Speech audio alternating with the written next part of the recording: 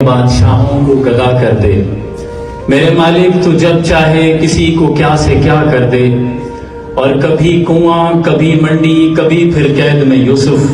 کبھی ایک مصر کا قیدی مصر کا بادشاہ کر دے۔ اور میرے اللہ کی رحمت اور نوازش دیکھیے شامی کہ موسیٰ لینے جائیں آگ اور پیغمبری عطا کر دے۔ یہ میرے اللہ کی شان ہے جو آپ کو منصب عطا کر سکتا ہے،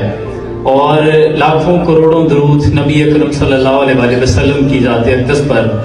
جن کے بارے میں اقبال نے فرمایا کہ ہو نہ یہ پھول تو کلیوں کا تبسم بھی نہ ہو،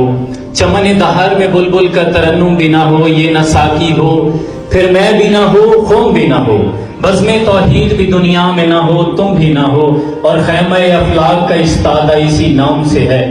نبض ہستی تپش آمادہ اسی نام سے ہے، دشت میں کوثر میں میدان میں ہے، بہار میں موج کی آغوش میں طوفان میں ہے، چین کے شہر میں